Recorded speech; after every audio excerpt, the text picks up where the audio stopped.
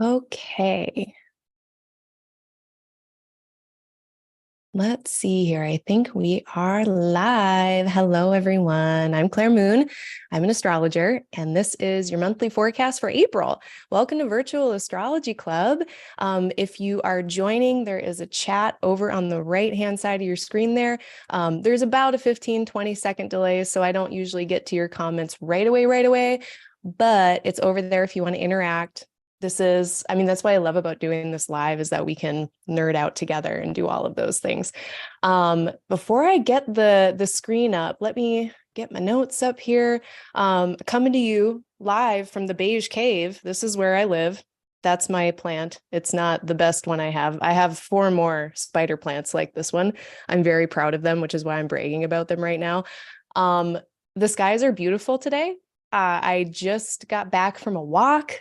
I did my normal routine of putting on 2 pairs of pants, a parka, a fuzzy big hat, my hood, my gloves, and all of these things. And I walk outside and it's 61 degrees. I didn't even check the weather because I just assumed it would be shitty and cold like it's been for the last 4 months, however long we have this here in Wisconsin. But it was beautiful. And I actually took my coat off, and I haven't been able to do that yet this year. So I'm pumped. And then I did look at the weather, and it's going to be like this 50s, 60s pretty much all week. Well, 50s. So that was really good news. What else? Oh, and I wanted to make a point before I jump into the weather of just like thanking everybody. Like I was on my walk, and I was just like I was reflecting on how much progress this channel has made and how much progress I have made professionally and personally over like the last 6 months or so. And I have all of you to thank for that. I'm so grateful and so thankful to everybody who comes to these things or comes to my monthly Q&A, commenting, engaging. I appreciate all of you very, very much. And I just want to thank you all. And thank you to all the new subscribers. That Saturn in Pisces video, that was a good idea because it got me a bunch of followers. So if you're new to this channel, I welcome you and thank you. If you're getting help from this video today, please hit the like button, hit subscribe if you haven't subscribed already and you would like to. But with that, let me get my little chart up on the screen here. Actually, hold on. I gotta make sure. I gotta not tell on myself and have you not look at all the charts I've been looking at. Hold, please. I'm so private. It's kind of funny, which is going to bring me to another point in uno momento. Okay, there we go. We are here. Let's see who's in chat. Is there anybody here? We got a couple people. Susie's going to be in and out. It looks like I got a potential romantic suitor here. Looks like, so I always elect these, which is really like, I try to elect really good sky weather when I do these things because I care about how it turns out. And this is what happens. This is what happens when you make a good election is you get asked out on dates when you go on YouTube, I guess. I'm way too private of a person for that. I have Mars and Scorpio in the 10th, first of all. Second of all, ooh, there's a squirrel. Second of all, I have my Lord 7 and my Lord 5th in the 12th. I don't say shit about anything. So no comment. I plead the 5th. We got Susie coming in and out. We got Breezy. Oh man, your winters are long too. The last 2 days, it looks like you've had some nice weather. That's good. You can see some grass. That's always nice. Yeah, it's been, it's going to be April tomorrow. I'm recording this on March 31st. And at least in Minnesota, I was in Minnesota where I'm from a few weeks ago, and like 1990s levels of snow. So I'm going to actually come back to that point later in the forecast when I'm talking about the eclipses and the Mercury retrograde and like holding up things that are supposed to be happening in April, May. But yeah, hopefully this winter doesn't just keep, granted, sorry if you don't live in Winterland, but for those of us who live in Winterland, March, April is like the most frustrating time because we keep kind of getting like cock blocked from spring.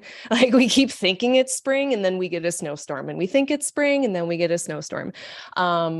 And actually, I was going to go home this weekend and I didn't because we're getting 8 inches of snow allegedly in Minnesota this weekend in April. So that's super annoying.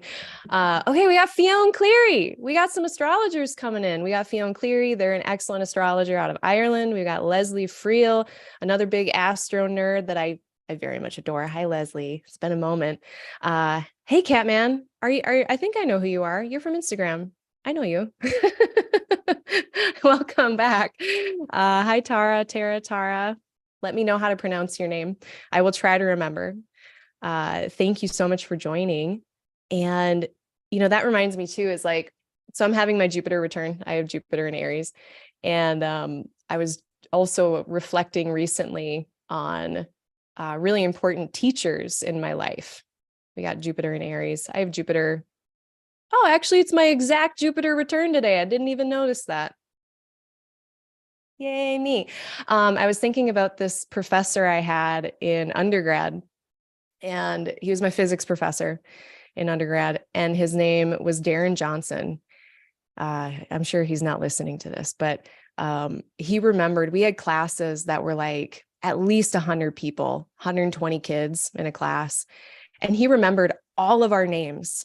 On like day one, you would walk into this physics undergrad class as like, I don't know, I think I was in my second year of undergrad, maybe it was my first year.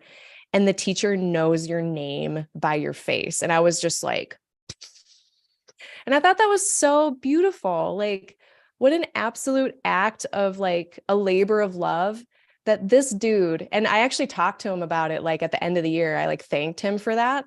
And he told me like he would actually spend time looking at all of the pictures of all the students that were coming into his class.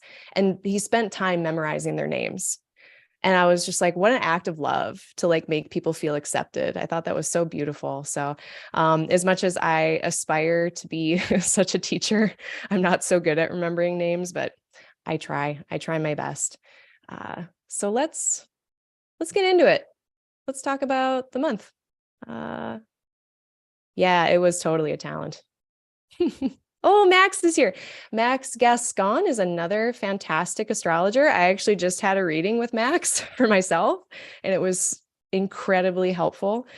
So if you're looking for astrology, that's another great astrologer. Oh my gosh, Susie has the same Jupiter as I do. Oh, that's cool, Susie. No wonder we've connected. Megan is here. Oh yeah, no, you can come in and out. That's a good note too. Thank you, Megan, for saying that. Because like this is so casual. Like I came from the land of medicine. I was a pharmacist, and everything was so buttoned up and not casual that I relish being able to be late and loose and fast and like not professional. So you can come and go as you please, everybody. This is probably going to be like 2 hours. So I don't expect everyone to stay anyway, because it's a long haul. I'm a long form person. So let's see, did I actually put the dates down here? I did. So dates of interest, we have for the month of April, we've got on the 1st of April, Mercury appearing in the evening sky. We have Mercury doing its Phasis. On the 3rd, we have Mercury entering Taurus. On the 5th, we've got a Libra full moon. On the 6th, Mercury enters their pre-retrograde shadow. Actually, I think that's on the 5th. No, it's on the 6th. It's the 5th degree. That's what it is. On the 10th and 11th, depending on where you are in the world, Venus is going to enter into Gemini. We've got a Jupiter Cazimi on the 11th. We have a solar eclipse in Aries on the 19th. On the 20th, we've got our sun's ingress into Taurus. Ingress is just how we say enter into a new sign. Mercury is disappearing from the evening sky on the 20th. So like we only have Mercury visible this month for 19-20 days, like better part of 3 weeks. And then a Mercury retrograde starting proper on the 21st. This month ends on a bit of a cliffhanger. Things get really kind of riled up a bit mid-month through the end of the month. And all told, I don't think things are going to settle down until the last third of May. So, and I say that, this is kind of a wider picture thing. The two big kind of destabilizing influences between this month, April, and the next month in May are the Mercury retrograde, which goes from mid-April to pretty much almost is like the 20, what is it? I'm just going to go there quick. Uno momento. Yeah, the 14th of May. So basically like mid-April to mid-May, we've got a retrograde. And then the eclipses. There's an eclipse season that opens up at the last third of April, and that is going to go until first week of May. So it's really going to take like the first half of May to let all the cookies crumble and let all the puzzle pieces get rearranged and things. And then even after that, I do honor the post Mercury retrograde shadow, which does seem to kind of drag things on a bit. And the reason for that comes from the fact that Mercury still has to speed up. So after it stops, you'll see like it really starts to slow down here. And it's moving, when Mercury's at its fastest, it's moving a couple degrees a day. When it's moving at its slowest, it'll move a couple degrees a week, while it's stationing. So after it stations direct on the 14th of May, it's still going to take another strong week to really build up speed and get going again. So, just throwing it out there. The month ends on a bit of a cliffhanger. Usually I like to start off the month talking just a bit about the qualities of like how many planets do we have in which type of signs and what quality does that bring about. I'm not going to get into the explanation of this as much as I have in the past. If you're interested in what the hell I'm about to talk about, look at the last forecast. I believe I actually linked Robert Hand's lecture that I'm citing on this. And I explain it a little bit more thoroughly at the beginning of the March forecast or the February one. I've been explaining it a lot. But in short, this month, we're starting with at the most like cardinal energy. It's pretty balanced between cardinal, fixed, mutable. But at most, it's the cardinal. But by the end of the month, we end up with more fixed energy. So that kind of tells us that throughout the month of April, things are moving a little more quickly. Things are starting and getting going at the beginning of the month. By the end of the month, eclipses and retrograde aside, the planets themselves are going to find themselves, a lot of them in fixed signs. So they're going to want to have stability. I don't think there's going to be stability, but they're going to want it. And so we already can see that maybe the end of April might be a little frustrating for some reason. Don't know what, but might be. And then the other thing I like to look at too is how many planets do we have in diurnal masculine signs versus nocturnal feminine signs? Because one of them is very much externally influencing. The other one's going to kind of wait and see how things happen before it responds. And when we have a really good mix of those two things, it's like we have more to bite into in our lives. We can make more progress. It's so this month, it's actually pretty balanced. We have kind of a balance of planets in diurnal and nocturnal signs. And the metaphor that I like to use for this to help kind of make it a little bit more real, because that's all very abstract and like heady. And if you don't understand astrology, that probably doesn't make any sense. But like if you're making a loaf of bread, you've got your dry ingredients and you've got your wet ingredients. If we've got like all diurnal diurnally habitating planets, it's like a bunch of dry ingredients. We can't really make a loaf of bread with that. If we have all passive nocturnal habitating planets, then it's like water. We're not getting anywhere. But if we have a nice balance, it's like bringing that dry and that wet together so that we can make a loaf of bread, right?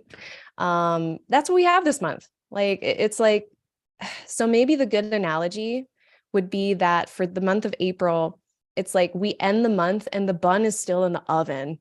Like we actually have the ingredients to make something, but by the end of the month, bun still in oven.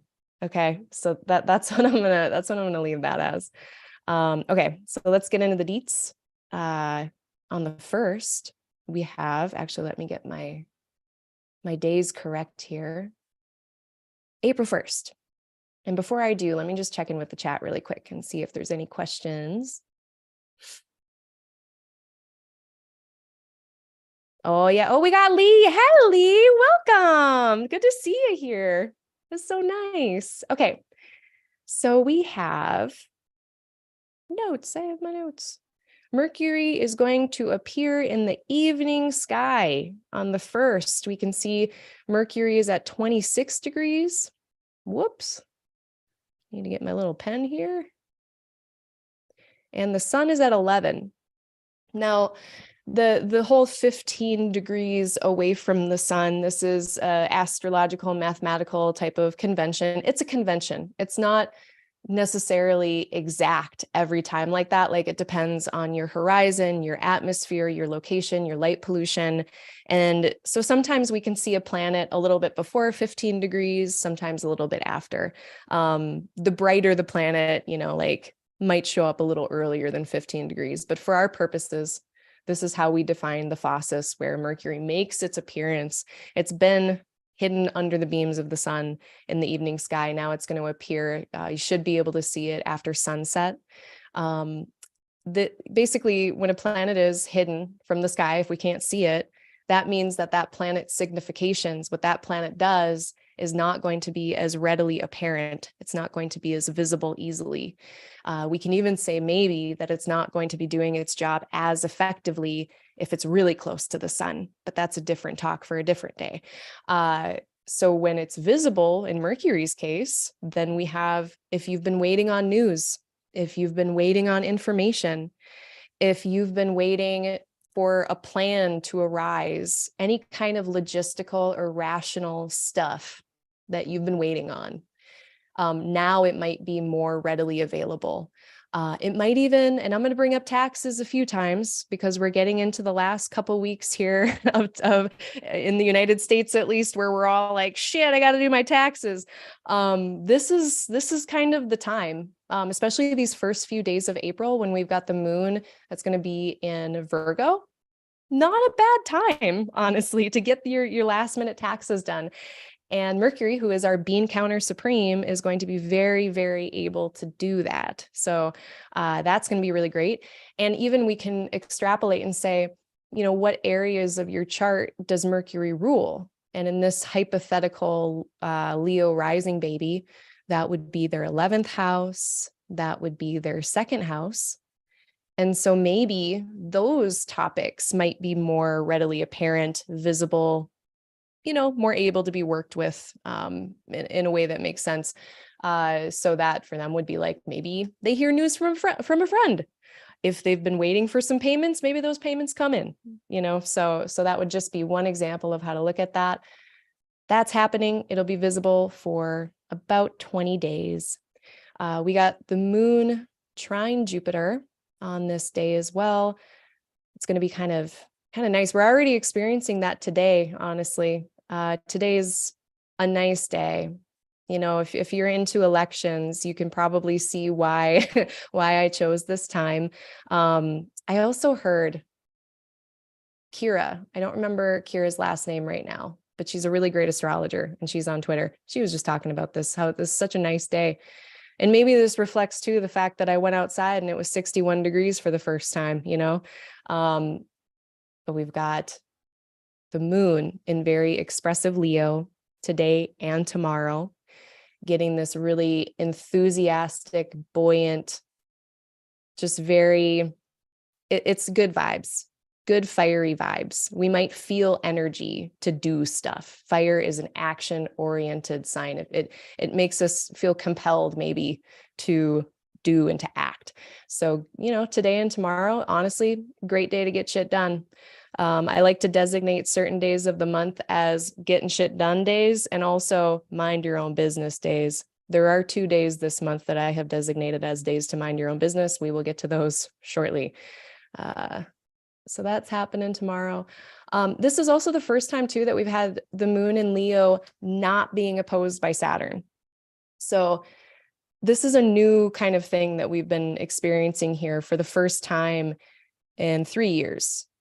So last month was our last time having this Saturn opposition. I mean, granted, we do have the Pluto opposition to reckon with now. However, I don't know, it's an outer planet. It's not the same. It's not the same to me, in vividness as an opposition with Saturn. So I'm pumped. I'm excited. I was really ready to be done, because what kept happening, like in the past, is every time the moon would come into Leo, and we've had Jupiter in Aries for like the better part of a year. Every time the moon comes into Leo, it's like, oh, we want to use this really beautiful, fiery energy coming from Aries. It's really enthusiastic. And it's like, yeah, do it, the moon in Leo. You got it. Express yourself. Have fun. Tell the joke. And then you just get blocked by Saturn. Well, now we don't have to deal with that. Now we can have that fun, bright, exuberant energy that this fire trine really wanted us to have all along.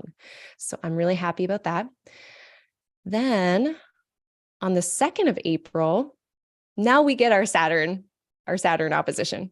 So Sunday, April 2nd, and the further relative to me in the United States, the further east you go, then this might go into your Monday. But we have this opposition with Saturn. We got an overcoming sextile coming from Mars. Thankfully, it's a sextile, so I don't think it's going to be that big of a deal. But it's, this isn't like it's not like today and tomorrow. It's a more of a serious, practical, down-to-earth energy. And this is what I was saying about the taxes. Now we're in detail-oriented Virgo. We've got a nice trine from Venus and Taurus. Taurus, Venus, they all deal with things that we value, especially material things we value, like money. So it just feels like a good day. I might be updating my books, my financial books that I have to update every now and then. Any little things, even like cleaning off your desk, might be a good thing to do on this day. Cleaning the altar. We're always cleaning the altar. So dusty. What else did I say? No, I think that was about it. Get your little tedious tasks done, and that'll be on Sunday. It's a little crunchy of a day, but it's not too bad. And then, on that day as well. So was there a malefic enclosure? There was. The moon is separating from Saturn and applying to Mars. That's going to be approximately between noon and 2 p.m. Central Standard Time. So let's see if I can put it up here proper. In a malefic enclosure, I'll just explain that really briefly. So you can have a malefic enclosure of a planet, and you can have a benefic enclosure. And a malefic enclosure is when a planet, in this case, the moon we're discussing, is going to be between the rays of two malefics without anybody else intervening. So there's no other rays that are coming in to break up the rays that are coming from Mars and the rays that are coming from Saturn. So imagine, getting in the case of benefics, like if this was Venus and Jupiter, it's like getting a protective hug between two people that you really like. In this case, it's like getting squished between two people on a crowded bus that smell bad. So it's a very different vibe. It's not the worst, because again, one of these things is a sextile. That's more of a harmonious aspect. But it is a little pressurized. We might feel a little funky on Sunday, but just know that if you do, you'll feel better on Monday. And then, let's see, does that bring us to the 3rd? It does. So actually this week, I recently recorded the weekly weather with Astrology Hub on the week of April 3rd through the 9th, the 10th. So I talked about that with Amanda Pua-Walsh of Astrology Hub. That'll be, I have no idea when that's going to air. It should be airing really soon because it's coming up. So I'm going to go over all of pretty much everything I said in that here. I think I go into a little bit more detail with her. So if you want to catch that, that's cool. But on the 3rd, the main thing that I'm looking at here is Mercury's ingress into Taurus. So this is interesting for a number of reasons. The first thing I'll say is just it's a bit of a vibe shift between Mercury in Aries versus Mercury in Taurus. Mercury in Aries, especially since gaining visibility, really is going to be more bold in what it says. It's going to be braver. It's going to be quicker to speak. quicker to think something. It's just fast. It's very fast. It can be a little impulsive. We might even speak in a way that is fast or impatient or something like that.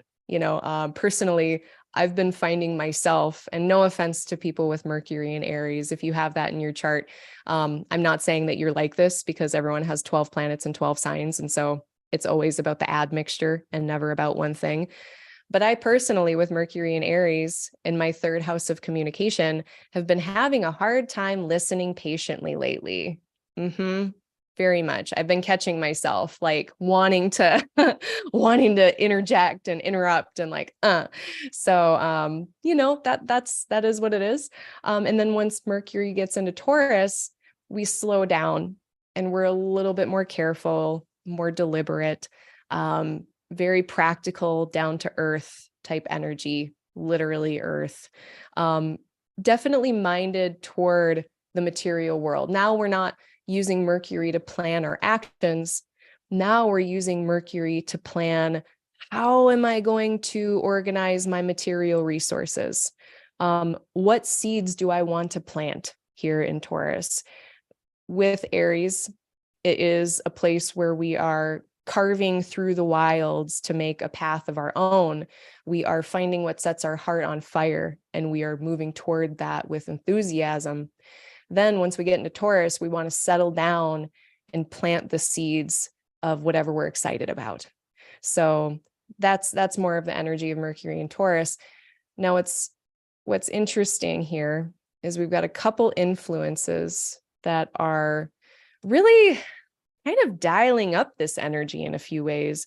One of them is Rahu, the North Node, this loopy-doo guy here. Rahu is not a stable influence. In Jyotish, the myth having to do with Rahu or the North Node is an insatiable, disembodied dragon head. So, wow, that was a lot just in that statement. That was a big statement. But very simply, the North Node is about increase. So we're increasing whatever Mercury is doing here. We also have this square coming in from Pluto, which Pluto can amplify things.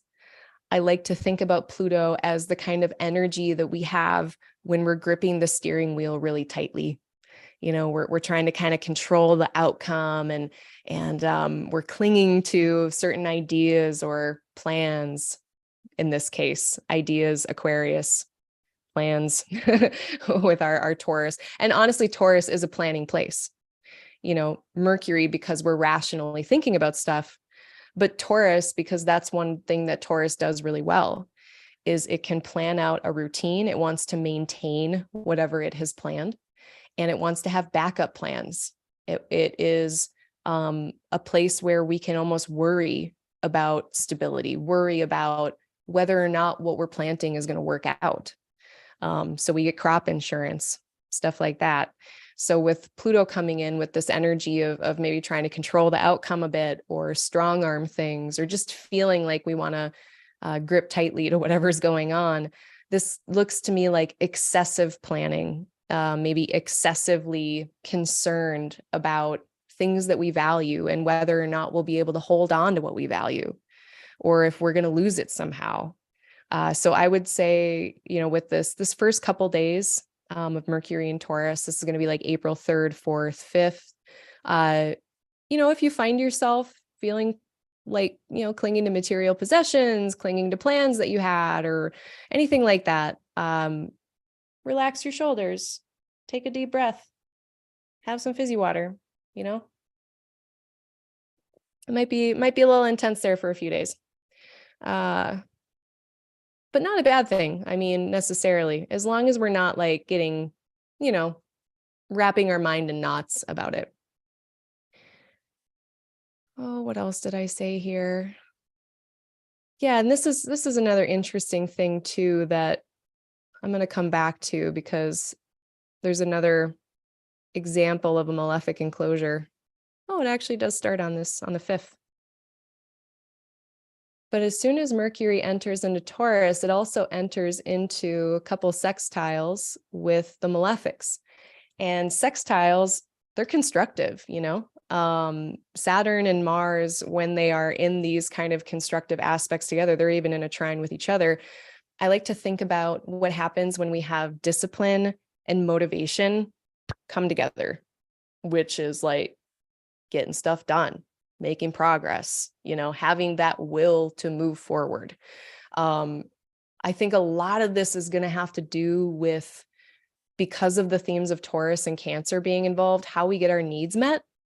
Like whatever we're planning, we might have the motivation behind it. We might have the discipline to get to kind of like plan your work your plan, right? But at the same time, it's not super comfortable. like again, we're still dealing with these more extreme energies, extreme dryness or rigidity with Saturn, busyness with Mars. So I think this can work definitely in our favor. I just don't know how comfortable it's going to be, but I do think it's going to be in the name of, how do I feel safe and secure? How do I make this sustainable with Taurus? How do I feel safe and secure with Cancer? Being assertive, Mars, about getting our needs met in some way, shape, or form, whether it's working on a project with yourself, with others, whether it's in relationship. You'll have to look to which parts of your chart hold Taurus, hold Cancer, Pisces, and look at those house topics to figure out like what's going on. So that, I wanted to draw our attention to that. And of course, that gets kicking right as Mercury enters in here by sign. And then we do get, by the 5th, the beginning of a degree-based, really close malefic enclosure between those malefics there. Is there anything else I had to say? It's definitely a serious energy. So between between the Pluto square, between Rahu just like ratcheting up our cognitive functioning, this could be overthinking. This could be a lot of overthinking, and Saturn, Mars bringing in more of a serious kind of tone to these few days. So as long as we're not excessively worrying, excessively trying to control, this is, and I've used this so many times, so I apologize if you've heard me say this before, but Brian Eno, who is like a music guy in the world, I don't know if he's still alive or not. I think he is. He has this really great quote, and he said something about like, when we're moving through life, instead of architecture, I'm paraphrasing, gardening instead. So, not architecture where we try to pre-plan and then make everything fit into this plan that we made beforehand, hell or high water, we just like make it fit, versus gardening. We plant our seeds, we do everything we can do, and we just have to wait and see what grows. And unfortunately for us, we've got some unstable conditions this month. So just know, like, whatever you're planning or planting this month, it is going to take a little longer, I think, to see the results of how this is all going to shake out. But gardening, not architecture. I think that's kind of that's the move with this. The moon is applying to a trine with Uranus on the 3rd as well. So that's going to be, I actually really don't hate this at all. It's a supportive thing. It's the happy accident. I'm not the only one who's using that terminology. I've heard that from a lot of people, but it is. It's something unexpected with Uranus. And then the moon is able to play off on that maybe unexpected breakthrough type energy. Uranus at its best, it's a breakthrough. It's a novel solution. It is a solution that might be disruptive, but very helpful. At its worst, Uranus is just chaos and interruptions that serve no purpose at all. So when there's a trine involved, I lean more toward the breakthroughs, positive experimenting. That's another thing, positive experimentation.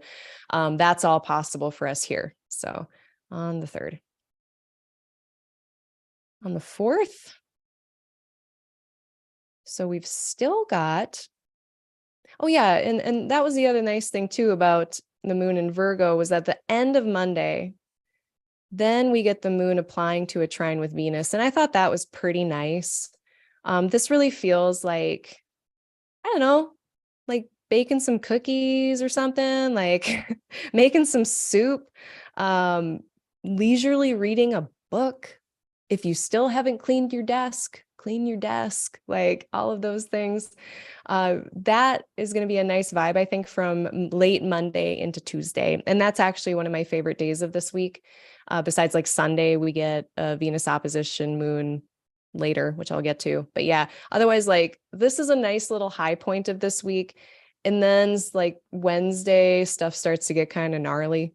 So enjoy this. And then it goes into Tuesday. And again, if you're in Europe, if you are in Asia, this is more into Tuesday that you get this nice moon Venus trine. So enjoy it.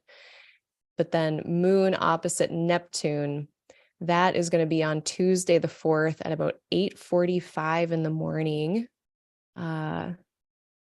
Central Standard Time.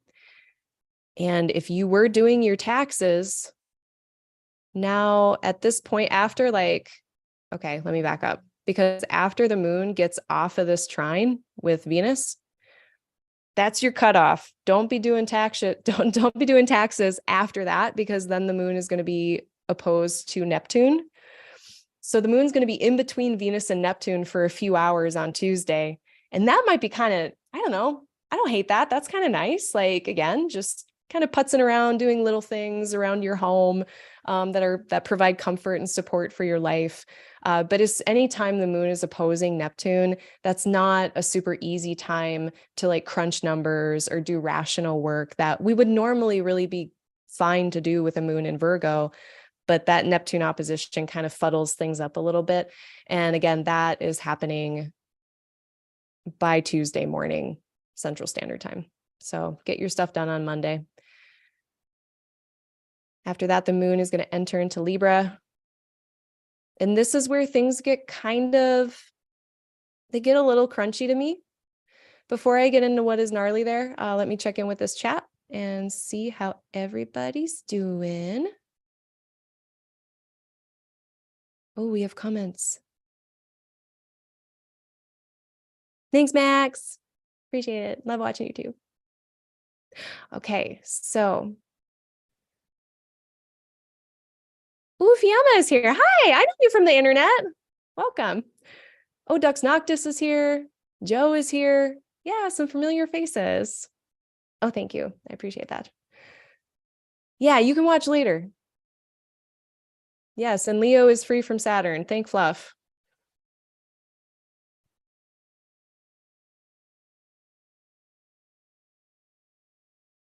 Yeah, today does feel like, I don't know. I don't know if anyone else noticed this.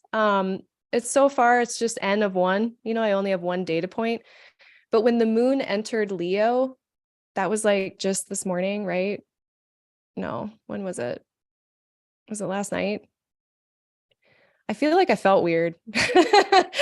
Like I'm backtracking. I'm disagreeing with what I said earlier in that, you know, comparing this moon Pluto opposition to like a moon Saturn opposition, they're definitely different. I don't know. I don't know if I was just nervous to do this, because I do get nervous for these usually like the night before or the day of. But yeah, like I feel like I felt this opposition between moon Pluto, but I can't be sure because it's only happened once now. So I'm gonna have to continue to watch and see if I feel funky for those, like for that first hour. It's like, I don't even think it's an hour that the moon is applying to Pluto once it gets in here, because it's only got like 7 arc minutes to do so. So it's less than an hour probably.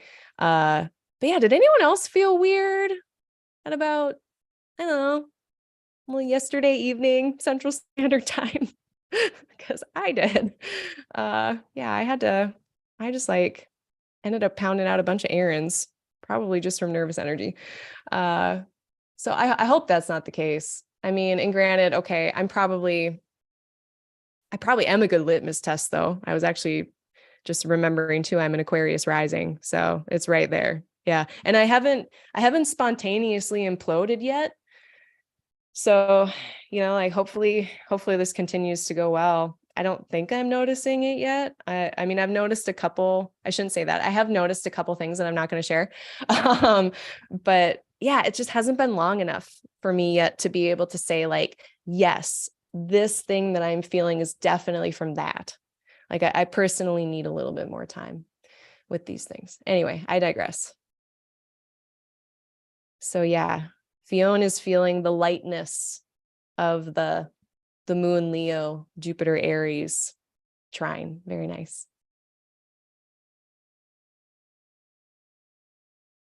Yeah, honestly, like I feel like this orange fizzy water is like a very good analogy for the weather today. It's bright, it's effervescent, it's bubbly. It's so nice. Hello, fallen soap. Oh no. That's a name. Mm. Sparkles of Gold is here. Oh my gosh. Fangirl moment. Sparkles of Gold. Oh, and now I'm going to mispronounce your name too. Nicholas Palaminix. I'm going to blush. Say your name. It's a Greek name, but Nicholas is here and they are an excellent astrologer. Sparkles of Gold is another channel. Go subscribe to them. They're fantastic at a reading. And he says Brian Eno is still alive and he's one of the best producers of the last 50 years. So long live and prosper, Brian Eno. Live long and prosper. Okay, let's get back into it here. So I think we were at about the 5th. And then we get Mercury's conjunction with Rahu. So again, any like excessive planning, excessive worrying, excessive clinging to material resources, we may want to just notice it. It's not good or bad, but just notice it. And if that's happening, just know that we might not feel so, pressured down by that in a few more days once April continues to progress. The first Mind Your Own Business day, this does occur on the 4th, actually. So when the moon enters into Libra, we're going to get this overcoming square from Mars. And I don't love this for having like super delicate conversations. I don't love this for trying to do relational stuff with people. This is now also officially leading up to the full moon that we're about to have in Libra here. So, I mean, the moon in Libra is also very good at censoring itself for better or for worse. And it is really diplomatic and it is very able to navigate, it doesn't love conflict, right? Like Libra doesn't love to do that, but I think sometimes it can be very skilled in doing that. At the same time, having this overcoming square from Mars, that's not helping us at all. Mars is our assertion. It is in a place where it's not super easy for it to assert itself. So this could kind of, maybe I'll backtrack. This could go one of two ways. Either we have a delicate conversation and we think it goes fine, but somebody's stewing about it afterwards. Someone did not assert themselves maybe the way that they wish that they could have, which is kind of why I'm like, or we have a delicate discussion and that self-assertion that's coming from Mars and Cancer, it's kind of sours the conversation in real time. Like that's how I'm feeling that happening. And that is Tuesday evening. So I really like Monday evening. I don't love Tuesday evening of this week on the 4th of April. But that doesn't last for super long. Basically after it starts separating. So into Wednesday morning, we're still getting that overcoming sign-based square. So I'm kind of holding that warning, that caution for the whole time that the moon is in Libra. But you can be the judge of that. I'll let y'all navigate that, but know that like if even if you feel like there's a difficulty in asserting yourself or advocating for yourself, this might be why. This might be why it's hard to assert or advocate for yourself.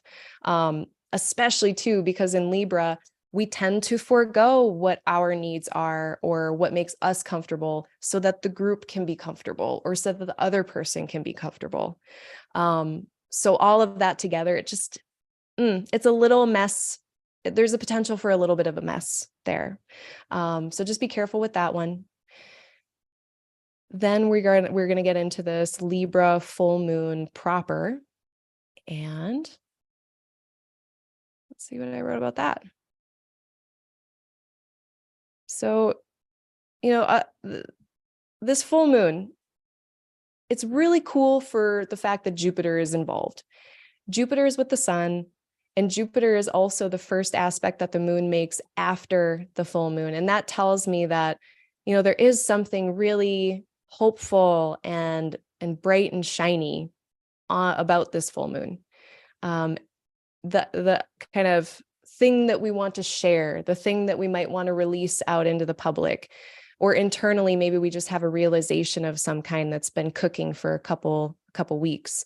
Whatever that culminating event is during the full moon, I do think there's going to be a bit of buoyancy with it. Jupiter is helping us feel really optimistic about whatever we're starting. We just had a new moon in Aries. We're going to have another new moon in Aries. So this is these last several weeks, we get 2 new moons in Aries. So this energy to begin, to initiate, to start something has been bolstered along by Jupiter, who's basically saying, yeah, buddy, it's go time. You got this. Let's do it. It's going to be great. And then that's exactly who the moon runs into after it's done meeting the sun. The kind of funky part of it is Mars squaring it. So if we go back to the bread examples, because I guess that's what we're doing today and forever, this feels like, okay, I've got this idea in mind for a loaf of bread or, cookies or something like that. I'm very excited about it. It really represents who I am as a person, this recipe. And I've committed to sharing it with the group, but Mars means that in Cancer, it's like I have to first check to make sure no one has any nut allergies. I have to make sure that everybody's needs are getting met here, and that can be a little bump in the road. And this might be maybe the first noticeable bump in the road of whatever plans we initiated at that last Aries new moon. Let me actually go back there. I want to see when that was. Yeah, that was like the 21st of March. Yeah, it was right with the ingress, with spring, with the equinox. So whatever began, whatever things were percolating in your mind, even, maybe you didn't take action on it, but just some internal thing that started percolating around the equinox. First bump in the road, maybe here, with Mars. And Mars does rule over this sun. So very directly involved. So just, overall, I think it's a fine full moon, but just be aware of those around you and your needs being met and their needs being met and everyone kind of feeling as safe and comfortable as possible. I know that's not always possible, but we can at least aspire towards these things. Aspire is such a Jupiter word, right? All told too, this moon is ruled by a very happy Venus, and by the concept of planets that are like ingirding, reluctant conjunction, Venus in domicile it's got a little loophole periscope vision, being able to communicate with the moon in Libra a little bit. So overall, I think the outcome is just fine, but there's a little bit of a tangle there. And there is something to do. The last thing I'll say about it is just bringing in the decans. This middle part of Aries is incredibly solar. It's just very much like, here I am. I have gone through the wilderness. I have made my path, and this is who I am, and this is how I'm presenting. And if we're not leading others, we are just like leading by example, and we are very self-evident in that. And over here in the middle part of Libra, it's about commitment. If we think about the 3 of Swords in tarot, there's 2 ways that I think about the 3 of Swords. One, in that it's very much about heartbreak and ouchies and painful things. It can also be about commitment. That this decan, if we look at the decans, it's ruled by Saturn. And Saturn is the rules. Saturn is the structure. It's the form. So what form of our relationships, what is the structure and the rules of a relationship? And when a relationship has rules, it's usually kind of committed. That's a commitment. So we've got leadership. we've got commitment to something. And so that's a part of this as well. Like whatever we've committed to, we need to make sure that everyone involved feels taken care of so that it can be sustainable. I think that's probably the headline of it. And that's going to be hard because Sun always, or I shouldn't say always, but Sun in Aries usually wants to kind of charge ahead and just get from point A to point B. It's not a place of bedside manner. That's where Libra shines. So it might be a little aggravating. That's where this square, that tension might come in, is that I have this really great recipe, but I can't make it because there's a nut allergy in the group, like, or whatever. It is what it is. And I guess too, while we're here, I do have Chiron on the map, and Chiron does speak to a potential, there's a few ways I look at it, a potential wound, a potential ouchie. It's like a thorn in the paw, and you might be like walking along and it's not bothering you, but then all of a sudden it does. Now Jupiter here does make me feel like there's more of a healing component to this. Venus was here flanking this a little last month, and that felt like a very healing time for me personally. So there could potentially be some kind of ouchie, but I do feel like there's a resolution here as well. Another way to look at this with Chiron would be the mentor-mentee type of archetypes, especially with Jupiter here being a teacher, a mentor themselves. And so this could be something to do with, an initiation of becoming a mentor or becoming a teacher, or finding a mentor or finding a teacher that helps you in some way, shape, or form. So that could be really cool. So I don't think like Chiron involvement always has to be like the worst. I think a lot of times my experience of it has not been like amazing, but I have seen some of the more constructive or like not as icky kind of feeling things that can happen with Chiron. So that's what I have for the full moon in Libra. Let's see what happens. Yeah, so then we're going to get the opposition with Jupiter. This is always this has been a nice one. I've really been enjoying these every month. It's just a very hopeful energy. It's like, yes, we can do it, and we can do it together, and we can figure it out. It's just very hopeful. Now, that's going to be contrasted by the moon going into Scorpio and meeting Saturn. So those first 3 degrees that the moon is in Scorpio, it's going to get a trine with Saturn. And that's going to be on Friday, April 7th. And then we go from this really buoyant, hopeful place. Like, okay, maybe we had a bump in the road, but we figured it out and everyone got snacks and everybody's fine. Or we have a plan and we're hopeful that this plan is going to work out, or whatever it is. Then the moon trining Saturn is like, oh, but actually it's going to be a lot of work. And how can I strategically move through what is going to be a fuck ton of work?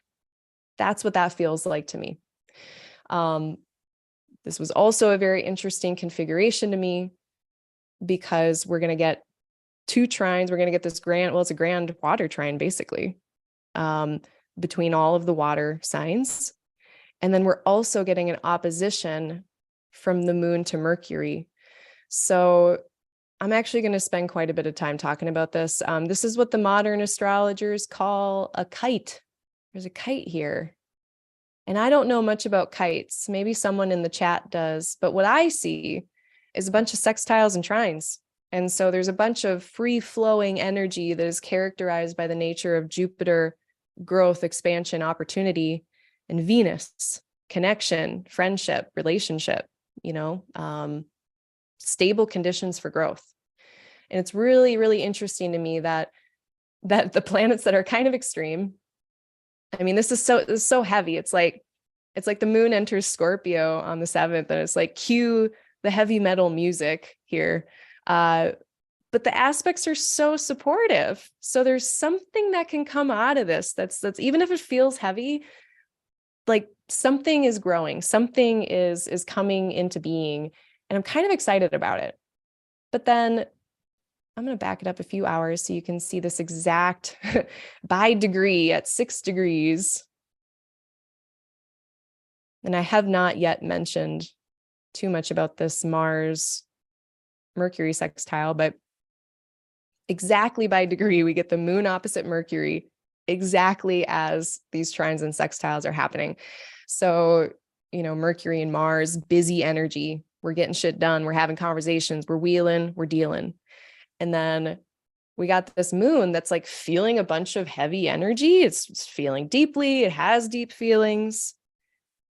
Not only that, but it's getting an injection of more feelings on feelings, wanting to make connections really deeply, like feeling very motivated to act on what we're feeling. But then that's opposed to this really rational, logical Mercury that's in this really practical place. That is not about feelings. It is about the numbers on the spreadsheet. So there's something on the 7th that it's like, yep, we got a lot of constructive energy with all of the trines and sextiles, but then there's something that we're feeling that's not necessarily reconcilable with the facts that we have. It's almost like, I really want to do this thing, but maybe I can't because of these facts that are practical. Maybe there are some practical considerations, maybe the plan, maybe we have created this really careful plan and I don't want to do that. Maybe Moon in Scorpio is like, yeah, that plan, I see your plan. It's very reasonable. It's very safe. It's very cautious, good plan over in Taurus. But Scorpio Moon and Mars in Cancer, they're not necessarily on the same wavelength. So that, if you're looking for a day, I already said, when the moon was in Libra, watch out for delicate discussions.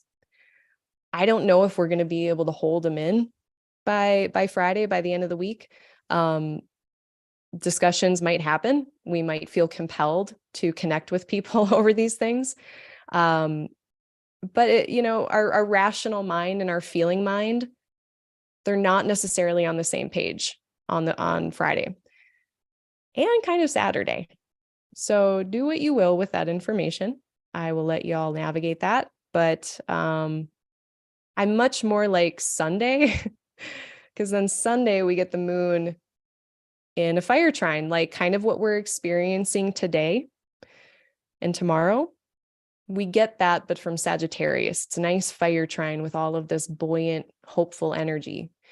So perhaps whatever wanted to come out and be presented, or the peaking or culminating of the full moon in Libra, maybe we have to just kind of wait a couple days, or maybe we might want to. And those culminations might be more readily acted upon on the weekend, on Sunday into Monday.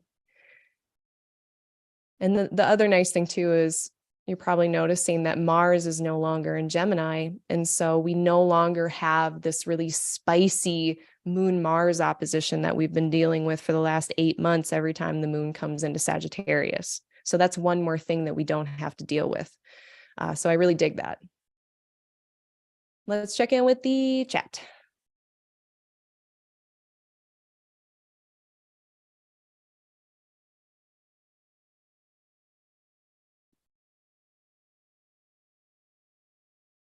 All right.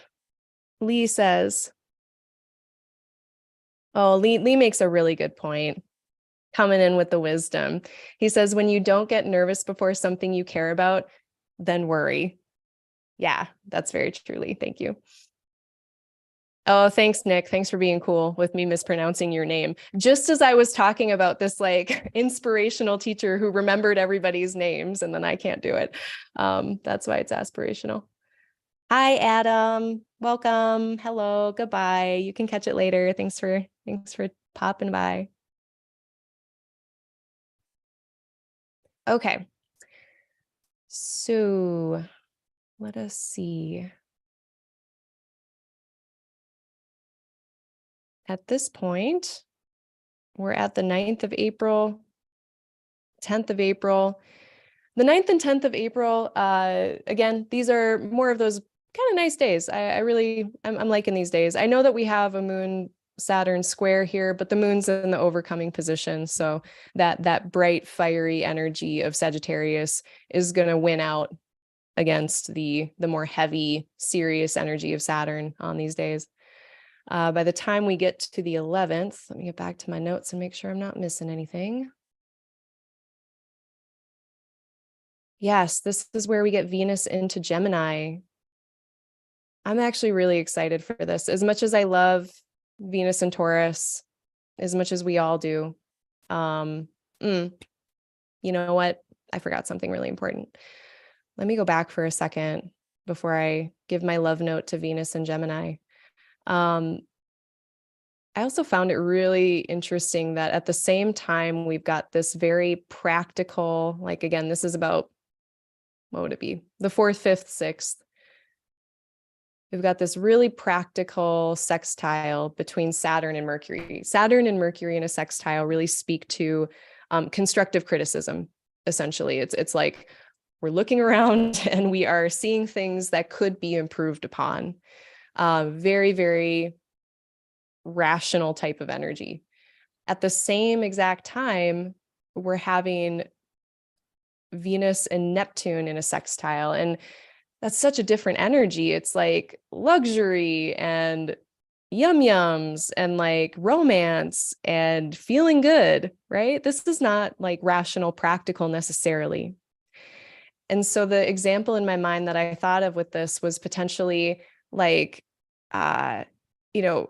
trying to have like a reasonable budget, like seeing the limitations in your budget, trying to maybe rearrange how you're doing your material life, but being like, hey, can we just at least splurge on like the good cheese? Can we at least splurge on like this one nice little luxurious thing? Like, that's how I feel like we can reconcile this, because both influences are here. We want to be reasonable. We want to be practical. We want to be rational. But also, like, we want a little bit of luxury, want a little bit of romance and having our ideal, version of something. So I would say if the energy does feel a bit pressurized, if it does feel a little bit heavy in this first week of April, just know, like, there might be a little wiggle room to treat yourself as well and to do the thing that feels good, even if the other energies are being like, be disciplined, get your work done, blah, blah, blah. Get the fancy cheese, Okay, that was what I wanted to say about that, because I thought that was an interesting combination. And then we get Venus in a Gemini. This is, okay, the first few degrees, again, we're dealing with some things and stuff with Saturn and Pluto. But overall, the transit of Venus going through this whole sign, I really like it. It's flirty. It's like connecting through words. And if we're romantically connecting through words, that is the definition of flirting. So there's that.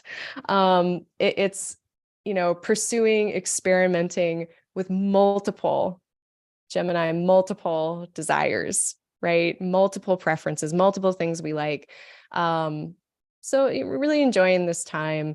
It's playful banter. It's, in the pursuit of pleasure, doing Gemini type things. Maybe we're listening to podcasts for fun. Maybe we're reading for fun. Maybe we're doing some of these things. Maybe we got 80 tabs open for fun, that all of that Gemini stuff, but it's fun.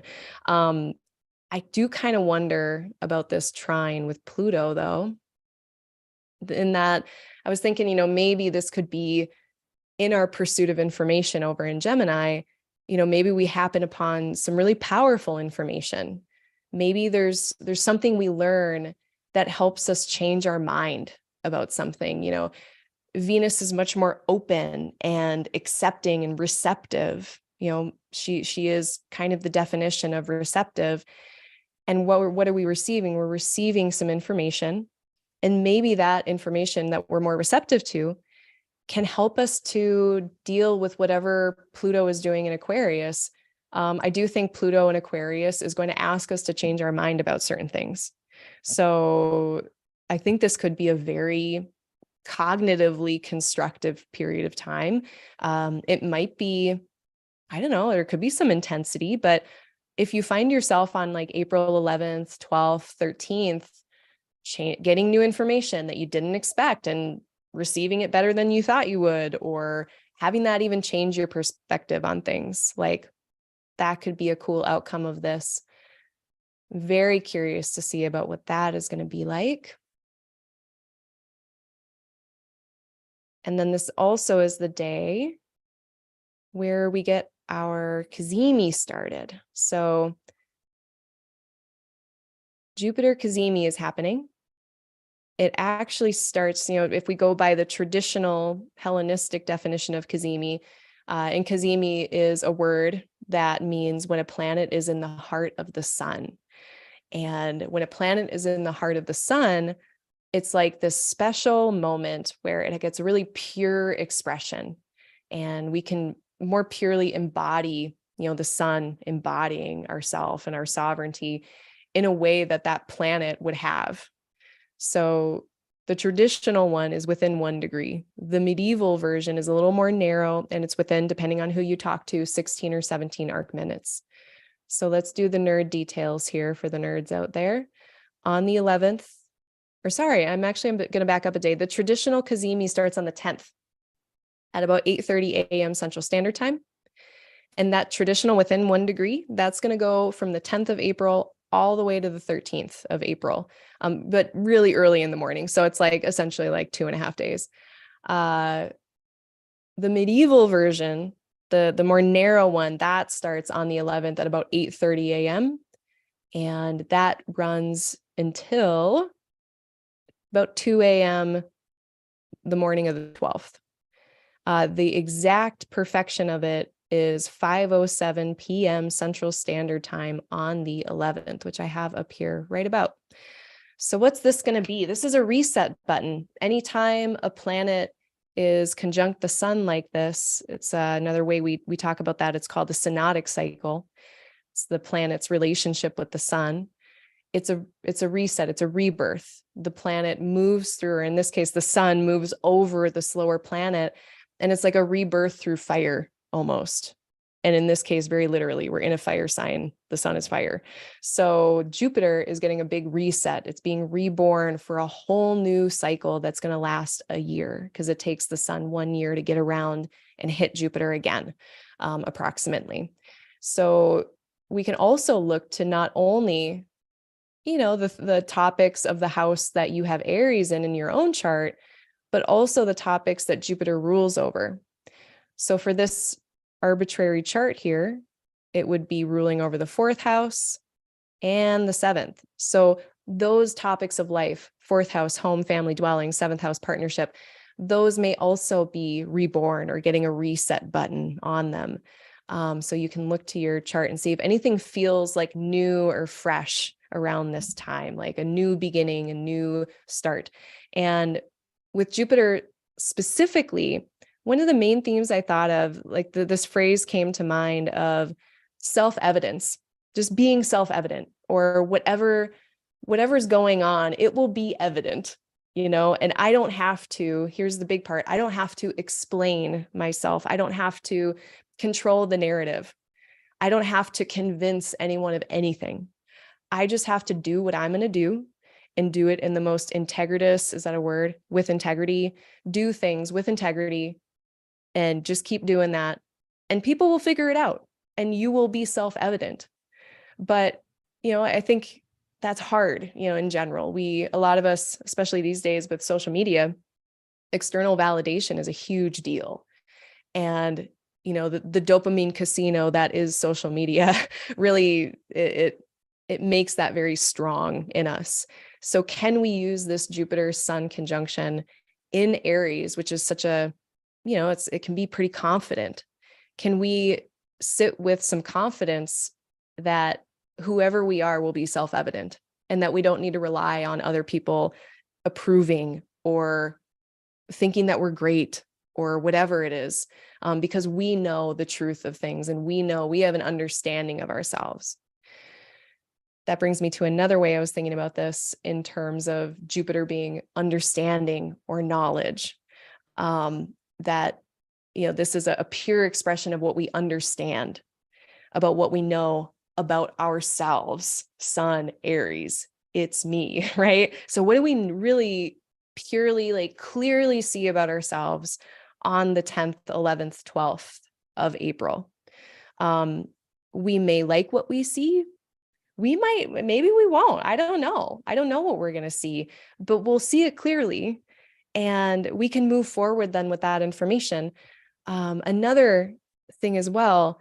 So taking calculated risks based on what we know, brave pursuits of knowledge, brave pursuits of teaching, new starts that are related to teaching, mentorship, leadership, whether it is that you are in those roles of teaching and mentoring, or whether you're finding a teacher or a mentor. It could be something about that that's beginning. But I thought that was a really beautiful transit. I don't think there is. Oh, and the other thing too, can you speak your truth? Is there something that you need to speak truthfully on these days? How do you do that in a way that is somewhat tactful, because it's Aries. And then finally, the other thing too is what lights your heart on fire? Like, it's such a blessing to have a passion. It's such a blessing to have something that you really give a shit about come into your life that can drive you forward. Not everybody has that all the time. And there's been times in my life too, where I haven't really had that. And I'll just randomly, something will come in that does light my heart on fire. But this might be a day to kind of look at that in yourself and see, is there something that does? And maybe on this day, something does catch your fancy. But looking at what you're really motivated by, and the things that you're pursuing that really speak to your identity in a way that's really honest. I think all of those types of themes could be happening on this day. Jupiter Cazimi. Let me see what the chat has to say.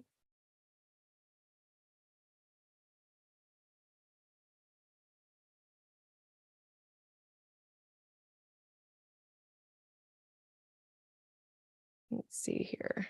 Nothing going on there. So once that gets done, yes, the moon conjunct Pluto. So we're going to get the moon moving through Capricorn.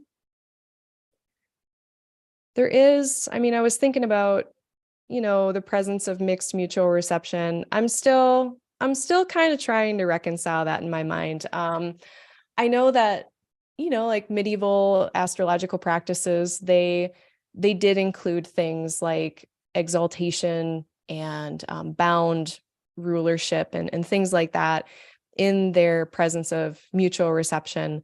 When I think about the guest host relationship that underlies reception being, I'll explain myself a little bit here. So Mars is in the moon sign of Cancer. And the moon can see Mars and can give Mars some kind of reception or sight or guidance while Mars is in its house. So that's reception. And it's usually seen as a mitigating factor, something that helps that planet function better. In this case, though, the moon is in a place where it's in its antithesis, its exile, its detriment, whatever we're calling it these days. And it doesn't have a lot of resources. The moon is not well resourced in Capricorn to provide comfort, safety, all of the things that the moon, growth, all of these things that the moon likes to provide. So as much as Mars can see the moon and say, hey, moon, got any help for me here while I'm in this place that I'm not really appreciated in myself because I'm in fall? And the moon can't really give it much. Like, what can it give? It's in Capricorn. It can give it a wave, they are on the same team. They're both in the nocturnal sect. So they do have some sympathy with each other for sure. The moon also, it's in a nocturnal sign here. So there are some things that make this not the worst possible case. But I don't see, I personally, jury's still out on how I feel about mixed mutual reception. But there is some talk happening between the Cancer and Capricorn parts of our chart on the 12th. So the moon generally in Capricorn, it might forego its needs to get something done, to achieve a thing external to it. At the same time, Mars really wants to advocate for its needs. So there might be something on the 12th where we have needs that aren't being met and we're not quite sure how to get them met. And advocating for ourselves might feel funky.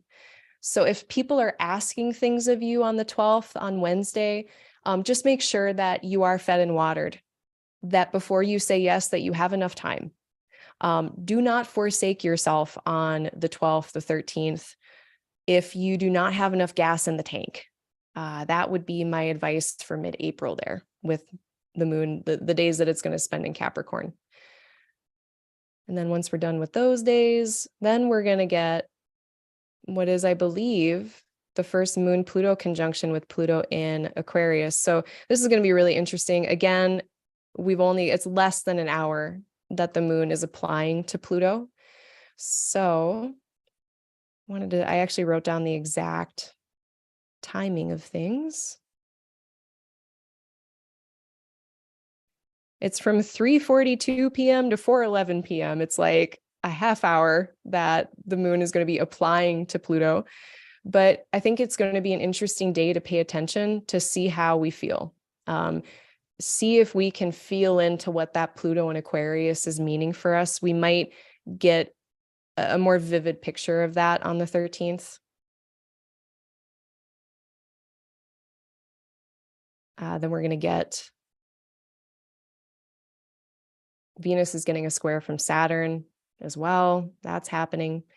So it's kind of a heavy day. I feel like the 13th is a little heavy. If you do feel heavy on the 13th or 14th, as we're having this Moon-Pluto situation, as we're having this Saturn-Venus situation, just know that it'll pass by the weekend. Saturn overcoming Venus like this is kind of that critical eye. Who are you to like those things? Who are you to have 5 tabs open? Delete those tabs. So it's kind of a heavier, more critical energy on that day. And that would be Thursday, Friday on the 13th and the 14th. The next thing that was really interesting to me was the 17th of April. We get Mercury entering the degree where it's going to station.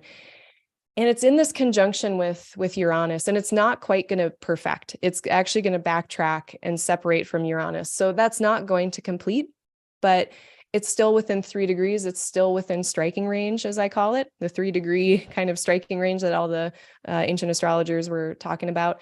So starting the 17th, I mean, this is where the month starts to get kind of weird. Like it's gonna get kind of funky here. I personally am taking a vacation about this time. So get your readings in April scheduled, because I am going out of the office for a week, because I saw Mercury and Uranus doing their thing, Mercury stationing. This just feels like all the technical difficulties in the world. This just feels like, like trying to get your material resources in order and being blocked by that somehow, or interrupted, or, it's like, if you need something in your material life, and you end up getting stalled or interrupted, like I wouldn't be totally surprised on the 17th and beyond. Because as we're going to see, by the 21st, then we're going to get retrograde Mercury. What else is happening? The eclipse. Okay, so we got to talk about the eclipse. So the eclipse happens, and then we get the station. So this is where the month starts to get pretty exciting and interesting. Let's talk about this eclipse. This is pretty much, I think, besides some of these ingresses, it's the biggest deal of the month. It's a solar eclipse at 29 degrees of Aries. And Jupiter is nearby, which I feel like Jupiter helps a bit, just as Jupiter being a stabilizing, protective influence. But overall, eclipses are not stable energy. This is not something to, hang your hat on or tie yourself to. Now, let's say you work for a company or something, and your boss is like, we're going to start a project on what day is this? On the 19th. And you're like, no, don't start a project on an eclipse. Please don't do that. But you can't say that because they're not going to listen to you because you're an astrologer or whatever. What that means then, if worse comes to worse and something arises during this eclipse and you're like, oh no, Claire says it's unstable soil to plant in, just know like it could be okay, but every 6 months now that's baked in. Like the plot line is probably going to go on a 6-month schedule of some sort. So, just be aware of that. It's not super stable. And whatever we do, whatever we are working on, whatever we're doing right after this, and I'm going to come back to it, but I just want to like do a wider picture here. Then the sun ingresses into Taurus, the moon goes into Taurus. And it's like, this is theoretically where we should be finding stability. Theoretically, we should be, okay, I went through the wilderness of Aries. I chopped my way through this forest. And now this is where I'm going to build. This is where I'm going to plant. But it's just not, it's like you get there and you realize there's a bunch of other things that need to be done to prep this soil. So it's not as clear cut of a plot line, and that makes sense for this period of time. That is how it should go. So if there are things going on in your life that are not settled, that is exactly how they should be. That is perfect. So try not to get too upset. I know that's, we can't really say that because we don't know what it's going to be, but if you can just remain calm, just know that by the end of May, all of whatever's going on now that gets funky, by the end of May, we should see some kind of settling down and some kind of clarity come into focus. But this is not the time.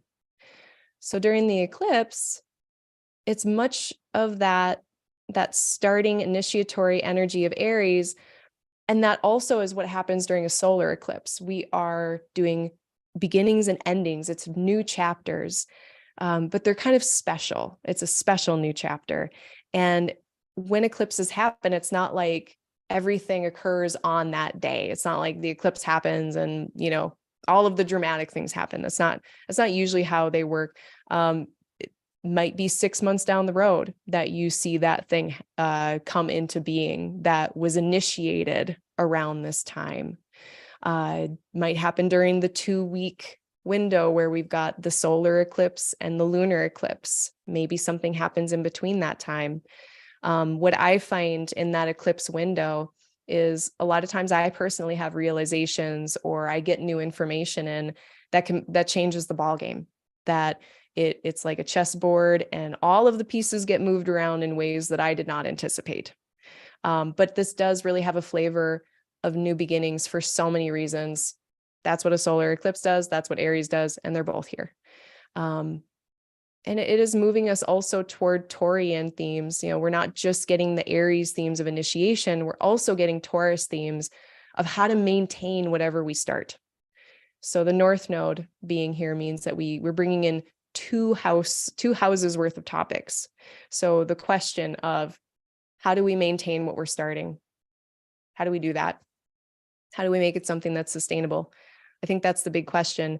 And like I said, like we're going to get to the place where we think, okay, this is where I settle down. This is where I plant, all to realize that, there's a Mercury retrograde and it's with Uranus and Rahu is here. And there's all of these things that are making this hard to start or hard to maintain. That doesn't mean that you made the wrong choice or that you're on the wrong path, but it does mean that stability is probably not going to be found in a place where we thought it should be for a little longer than we expected. And that's okay. It kind of is what it is. What I'm wondering about personally with this, what came up for me, and this is another agricultural type of thing, is this is about the time where farmers, at least in Minnesota, some of them are prepping fields to plant. And we want to do things like pick rocks. Like this is rock picking season. And like, let's say it keeps snowing. Let's say that there's random snowstorms coming in that should be done. That might hold us back from the rock picking, right? That we need to do to even get these things going. So I kind of wonder if there's going to be some things like that come up. But that does bring us, actually, no, I'm not going to talk about the retrograde yet. Let's see. Is there any other things?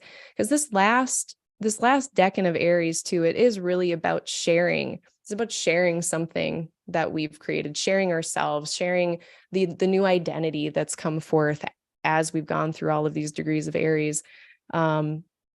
It really feels like this last exuberant leap forward, going instinctually where we want to go, like this last anaretic degree. And another thing to consider too is like, okay, I have this last leap forward of something I want to start, but it's also going to involve the Cancer part of your chart. So, look at where Aries is, but then also all of this is ruled by Mars. So look at where Mars is and look at those house topics, because that is going to be involved. That's part of this equation. Whatever you're starting, you may also have to make adjustments based on comfort, needs, safety. Does this feel healthy? And this is a square.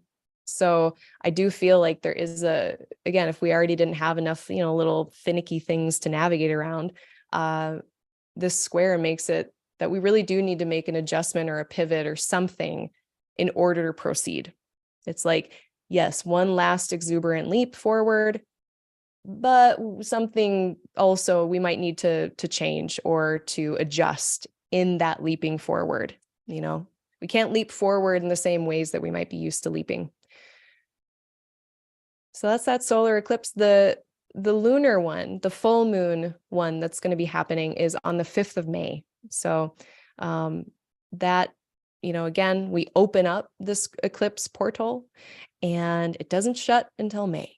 So that's why I'm saying like month is going to be ending on a cliffhanger, because we're going to be pretty much in the middle of that.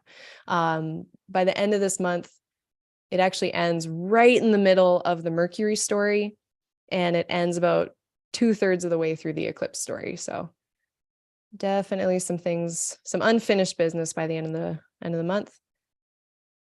And then on the 20th, we get our Taurus ingress. So we get the sun here. And of course, we get our Pluto square because we have a planet that's entering a fixed sign. So any fixed sign things are going to run into that Pluto. And this just pressurizes the situation further. It's like it already was kind of not straightforward. And now we might be feeling a certain type of pressure because of that, or around that, or just in general. So if we're feeling pressured for some reason, if we're feeling like we're trying to control this situation, you can't control it. Like we got Mercury retrograde, we got Uranus, we got Rahu. There's no controlling every aspect of this situation. So if you find yourself again becoming rigid, becoming clinging to a certain plan or idea and not wanting to be flexible, unfortunately, we're going to have to be flexible here. So whatever's going on, if you notice yourself kind of tightening up or getting rigid, do your best to try to let go a little bit, loosen the grip. That's going to be in your best interest. Otherwise, you're probably just going to drive yourself kind of nuts a little bit. And at this point too, we have Mercury now disappearing from the evening sky. So it's very interesting that right as it's stationing, it's also disappearing.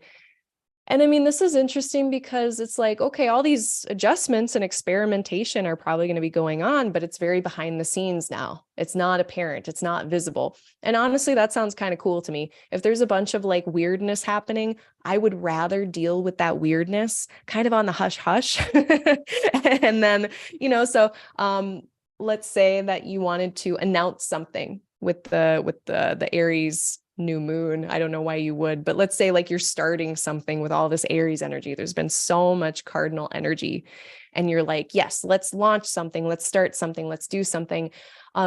It might be in your best interest to not be loud about it, to maybe not announce it, to wait and see what little adjustments or like kinks or bugs need to be worked out as April wraps up before we launch it publicly or something like that. That feels like the move here. Okay. Is there anything else I wanted to say on that? Mercury stations retrograde on the 21st. So, wow, right there.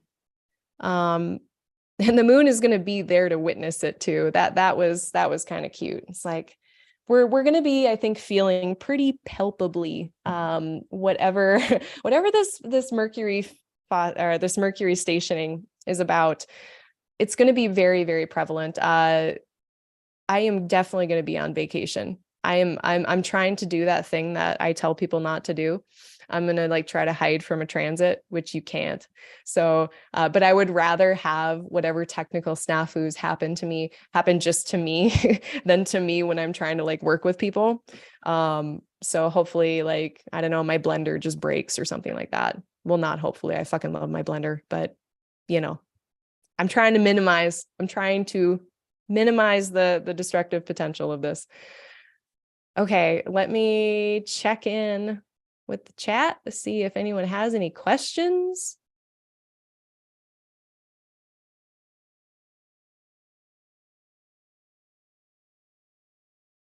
Yes, Lee says assess, formulate a plan, overcome.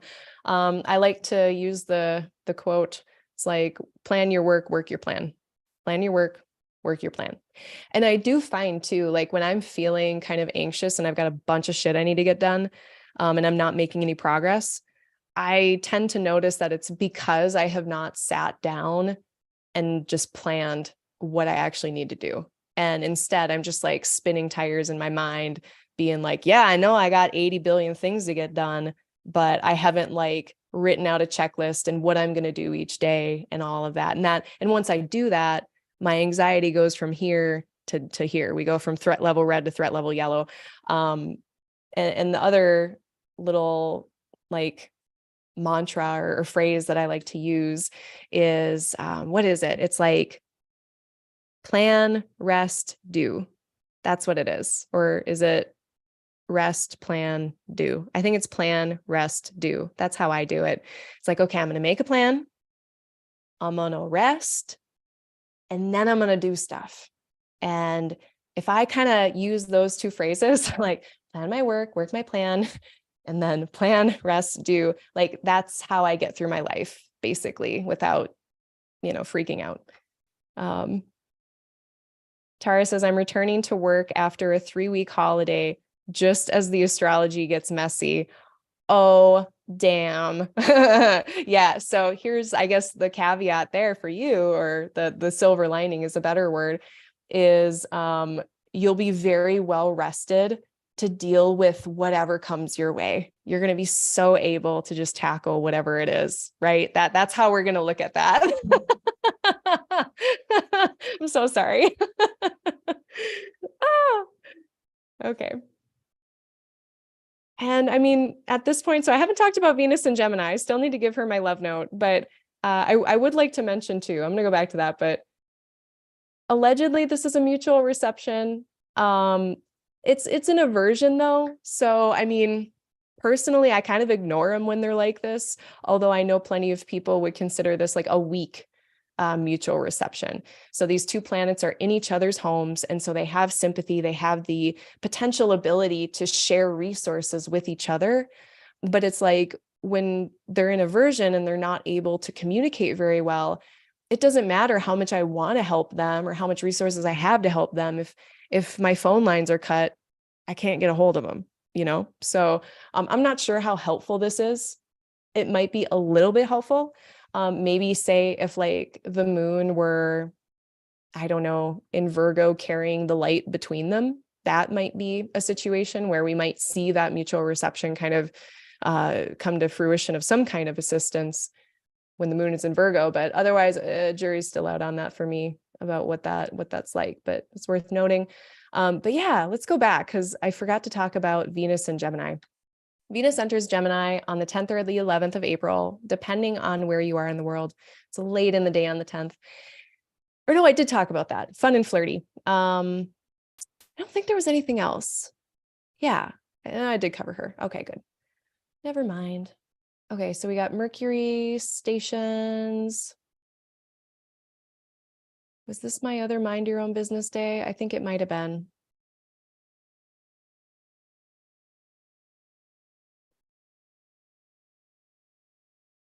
Yeah, and the Mercury Cazimi. So let's get those dates here. So retrograde starts on the 21st of April. It ends on the 14th of May. The Cazimi, the middle point of that story, and that's Mercury's reset button. That's when it's actually the retrograde is when it starts its cycle over. So we're also getting the Mercury parts of our chart starting over, getting a reset. That is on the 1st of May.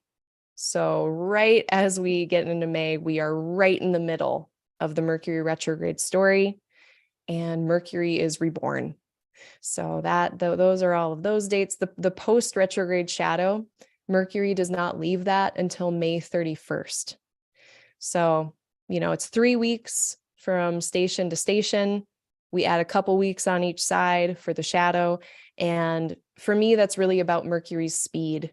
It takes a while after Mercury stations direct to build up speed. And planetary speed really speaks to the efficacy of that planet, how well that planet is doing its stuff, how fast it's doing its stuff. So that's why, even if we get to the end of a Mercury retrograde and any kerfuffles that came up, if they're not like totally dealt with and in the rearview mirror, just know that, as Mercury builds up speed after it stations direct, that's when things really usually get cleaned up a bit if there has been any messes or issues. So that's that. Then on the 22nd, these are a nice couple days. So the 22nd and the 23rd, the moon is with Venus in Gemini. We are in aversion to Mars. We're in aversion to all of this, whatever's going on in Taurus.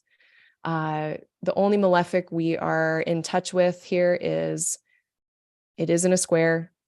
So that's a thing, but they're separating by degree. So whatever, I'm going to try to ignore it. But I do like the moon being with Venus here for a couple days. So those are little bright spot here, maybe, where, okay, there's some stuff going on around me, but maybe at least I'm in good spirits. Maybe everything's falling apart at the office, but we're sharing funny memes, So, that's something to look forward to. When it comes to the 24th and the 25th, however, these are more of mind your own business type days. Granted, like, we just had moon with Cancer and Mars, and it felt okay for me personally. I didn't sleep very well, but it's getting the overcoming sextile from all of this stuff in Taurus. It's not my favorite day. Mercury sextile Mars is also happening again here. We're not getting like a 3-part thing that's happening, because by the time the 3rd happens, both Mars and Mercury will be in different signs. But we had one on the 8th of April. We have one on the 23rd of April. And it's busy, and you can see on the 23rd of April is something coming up that actually came up on the 8th of April. So I probably should have said that when we were talking on the 8th. But again, this is busy, assertive energy. This is working through problems or conflicts in a really constructive way, because it's like, okay, potential words, Mercury, conflict, Mars, but it's Venus, it's of the nature of Venus. So there's a coming together, there's an understanding, there is an ability to share ideas in an assertive way that it works out for everybody. So again, that's April 8th, April 23rd, and those 2 dates might be connected somehow. So you can try to follow that. If something comes up on the 8th that feels like this kind of healthy conflict energy or working through problem solving with someone else, we might see a continuation of that plot line on the 23rd of April. And again, like, not going to be necessarily 3 parts. I'm not sure how that works, but I'm pretty sure when they go into like the next sign, it's kind of like that story falls off a bit. But if it doesn't, if I'm wrong, then the 3rd one is June 21st. And by then, they will have gone into the next sign. On the 24th, this is a day where the moon does apply to Jupiter. So that's kind of nice. So, maybe not a mind your own business day. It's going to be, oh, sorry, no, that's not the 24th. It's going to be 25th. Yeah, later on the 25th, after it gets past Mars. That's the day where Moon applies to Jupiter. So that might be kind of a nice little balm, you know, if there were any sharp edges of this Moon-Mars conjunction, once it gets past Mars, then it's going to be squaring Jupiter. And a square with a benefic, still good. Nothing to worry about there. That was a nice little note. Oh yeah, the 25th. Yeah, the 25th is kind of weird. So before it, I will say, so earlier on the 25th, we got a Chiron square. That's what I didn't like about these days. That's why I designated this as a mind your own business day. We've got the moon meeting Mars and it's squaring Chiron. And I just don't love it. I don't love it. It feels like passive aggressive and ouchy and just like, I don't see a lot of good with it. If there are some sour feelings or something like that on the 25th, yeah, let's just wait. Let's just wait maybe to see how we're feeling after the moon gets past Mars. And that'll be, I guess the 25th will be over. That doesn't happen until really early, the 26th. And by then, maybe we'll start to feel like some kind of balm or forgiveness or healing or something that's not so aversive as it was on Tuesday. Oh, and it's a Mars day too on the 25th. Yeah, the 25th, definitely not my favorite day to have delicate discussions or, you know, if you are sharing your feelings, like, again, Mars and Cancer, it's hard for it to be direct. It's hard for them to be super self-advocating in a way that is direct and straightforward. So if you don't feel like you can, if you don't feel like you can communicate a hurt clearly and, you know, kindly, wait until the 26th. It might be easier on the 26th to do that. The 25th is probably not the day if you can avoid it. Just a few days left here. Let me check in with the chat again, see if there's anyone having questions. Ooh, someone's got a birthday on the 20th. What does that look like? That's your solar return chart, so that'll get baked into your year.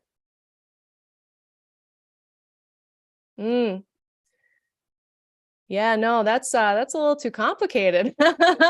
You might want to get a reading for that one. You might want to untangle that solar return chart with a professional. Because yeah, that is right by that station. That needs a very delicate conversation with a professional. That is my advice to you. Why, Winine? Yes, thank you for joining us as well. I really appreciate it. Okay, last few days, and I think we might actually keep going with this 2-hour-long cutoff that I keep meeting. I'm not even trying. I just always end up at 2 hours. So on the 27th and the 28th, that Mars Chiron square perfects. So it's really hanging out there for a minute. Moon enters Leo, and we get that, you know, that if you do have any ouchies, you know, hell, maybe even wait till the 27th, 28th, you know, wait till the moon just gets out of there, gets out of that square with Chiron. And then we're getting that kind of, again, energy that we're getting now from Jupiter trining. This is much more playful and forgiving. And yeah, this feels much lighter. So certainly like Monday, Tuesday, Wednesday of that last week of April, a little heavier, a little ouchier. Then we get into some lighter days by the end of the week.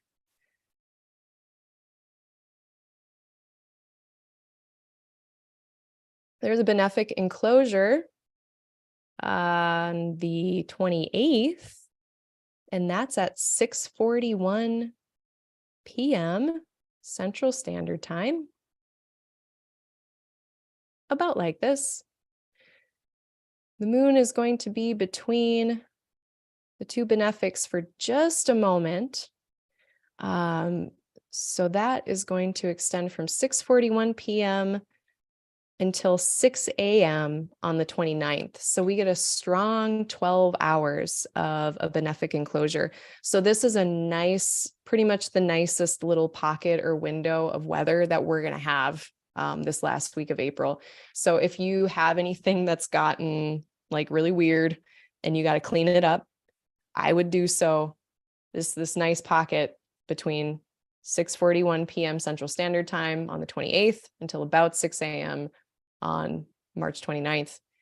The moon is also, the moon applies to Jupiter. Anytime the moon is applying to Jupiter, that is the time to ask other people for help or forgiveness or for whatever we need to ask them for. And then finally, last day, wow, we're actually going to get done before 2 hours. We get the moon opposite Saturn. So we kind of end how we start. We started with first couple days with the moon in Virgo. And that's how we're going to end it. So anytime the moon is entering into Virgo now, we are getting in opposition with Saturn. So those first few hours might be a little more serious, a little more nose to the grindstone. We're working hard. We're looking at the details. We're being critical. As long as you're not too hard on yourself. That's always the main thing, because moon in Virgo, just Virgo planets in general, can be kind of hard on themselves because they can see how perfect everything can be, and they can see all the little details about how I could fix that and I could fix that. And then they're getting this opposition, which is of the nature of Saturn, of course, from Saturn, who is hypercritical, who is self-deprecating. Valens said that Saturn was literally self-deprecating. It is like, I am hard on myself. So all of this just feels, and again, if you're working on a project and you want to have really high standards, that's a beautiful quality that can really help you make something that is of a high quality. But if we point that inward at our soft, squishy selves, or we point that at others in a way that is not constructive or not consented to, then we can get ourselves into trouble. And that might be just kind of a PSA as well for this entire 3 years that Saturn is in Pisces and we've got moon in Virgo. Like, be careful where you point that thing. Virgo loves to fix. Everything needs to be fixed. It can be little busybodies. Ask first. Ask people if they want it fixed. Just because you want it fixed doesn't mean anyone else gives a shit. I'm so sorry. I love you. But and it's such a beautiful quality that they're so helpful. But you gotta make sure that people actually want it. And I say that with love because Saturn is rejection. And I don't want you to get rejected, because that doesn't feel very good. But pointed inward, this can be pretty hard. So, just be kind to yourself, be compassionate. And that is the month. So, this month, it is just so interesting because we end up with quite a lot of fixed energy by the end. Let's see what we do have here. We've got a couple planets.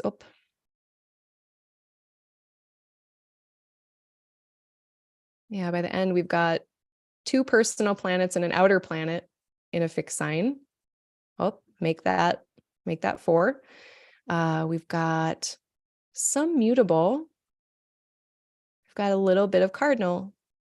So yeah, definitely, fixed sign energy is present. At the same time, a lot of the things that the planets are doing, a lot of the connections that they're making are not feeling very solid or stable. So if things are kind of up in the air by the end of the month, just know that by like the last half of the month of May, which I know like right now feels so far away, we'll have more clarity. Things will feel more coherent.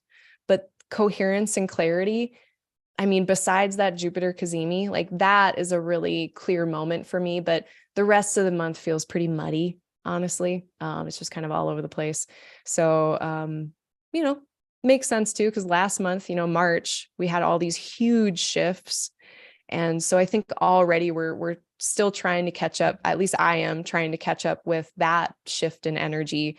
And I don't think April is going to give us any more stable footing than we might have now.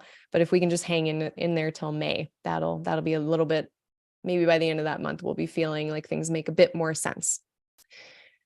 So with that, thank you so much, everybody. Does anyone have any questions, any transits that you wanted to go over that I did not? Of course, I can't cover everything, but if we missed anything, let me know in the chat or forever hold your peace. Oh, there's April babies. Yeah, April babies. Yeah, I didn't even think about that. Sometimes I look at a transit and I do think about it. I'm like, yeah, there's people being born today.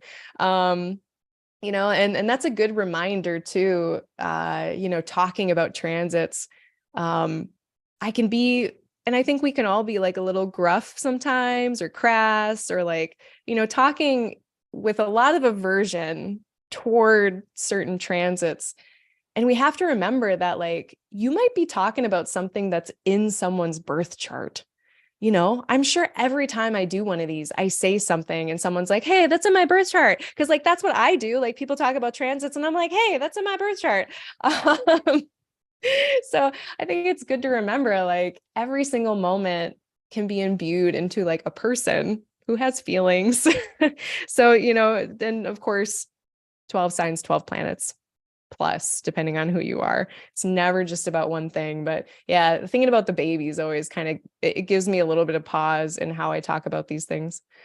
Megan asks, any advice on not being too hard on ourselves with this transit and all, like the Saturn stuff, or I'm not sure which one you're talking about, but and all the other energies going on this month.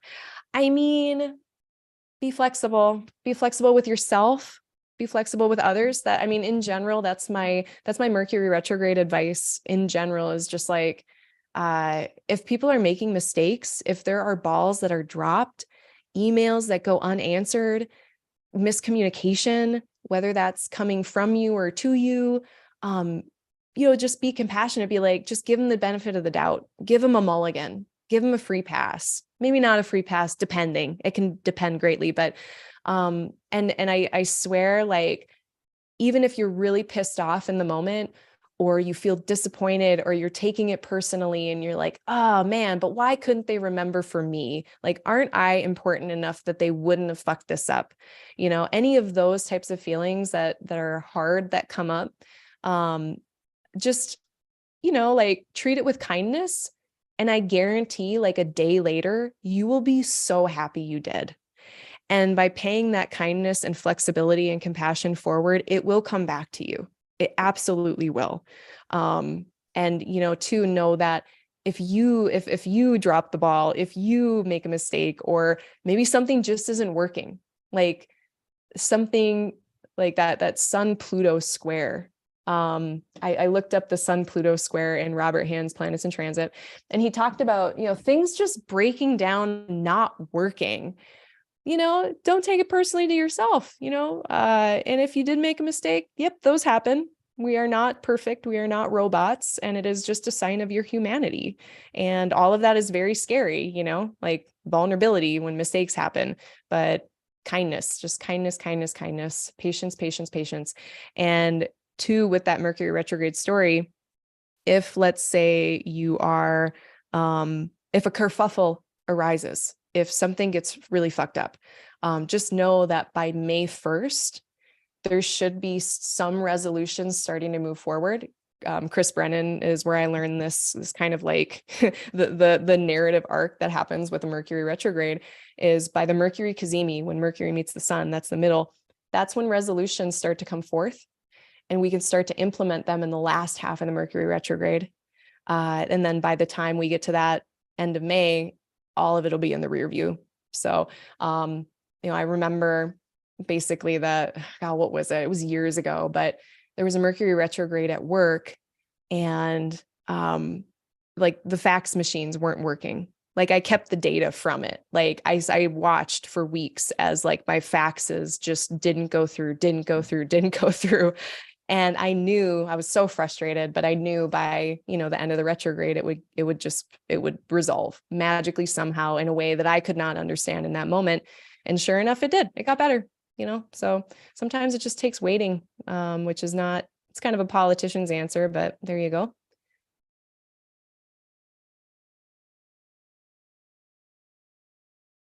Fallen soap. Okay. Big question. Like basically how to get through Saturn return. I made a video about Saturn into Pisces. It wasn't necessarily geared towards Saturn return per se, but that means like if you're having your Saturn return, your Saturn is in Pisces. So I'm going to link it below, or did I already preemptively? No, I didn't. I'll link it below after this, but go check out my Saturn and Pisces video. Look up your rising sign, and there's lots of information there about what to expect, what topics might be coming up, and how to navigate it. All right. That's there's definitely some help for you in that video. But thank you for asking. Yeah, you're welcome, Megan. Yeah, having some kind of narrative is like always very, very helpful. Just having end dates on stuff is very, very helpful. So I think with that, stop share. Is there any announcements I have? My books are always open. I am only booked out a few weeks right now, so like two weeks. So if you need to get in soonish, there's plenty of room. Like I said, I am taking a vacation for a week in April, so you might want to get in sooner than later. And then I'm still doing my research, the moon under bond. Head over to my website to catch information on that. Essentially, if you're a new moon baby or a full moon baby, whether it's waxing or waning, if your moon and your sun are within 15 degrees of each other, they have to be within 15 degrees of a new moon or a full moon, so opposition or conjunction. Basically, we get all of this symbolic information that we wouldn't get otherwise. So in the case of a new moon baby, there's something potentially hidden or concealed in your life that you don't talk about maybe, or that, and then there's some kind of outcome from that. With the opposition, it's something where there's a rebellious nature, something that's more contrarian, and that can be described by a thing in your chart. So usually only takes about 20 minutes, and then we have the rest of the 45 minutes of the session to work on whatever. But if you're interested in that, it's steeply discounted. It's like $45 for 45 minutes. Go check it out on my website, www.aligninglightastrology.com. It is linked below. I think that's all that's going on. Like, I don't think I have anything else. The Q&A for April, that is going to be on the 13th. It's the second Thursday of every month. I do an astrology Q&A, and it's live just like this. We get together, and if people have astrology questions, you can ask them. I usually do a call for questions a few days before, try to gather things up. And if no one has questions, then I just like talk about transits or talk about astrology stuff, give anecdotes from my own life that might be learning tools. So yeah, I think that's it. And that's on the 13th of April at 7 p.m. Central Standard Time, right here, same bat place, same bat channel. But that's it. Thank you so much, everyone, for all of your attention. If you got help from this video today, please like the video. Please subscribe if you would like to see more of this stuff. And I thank you, and I hope you have a great month ahead.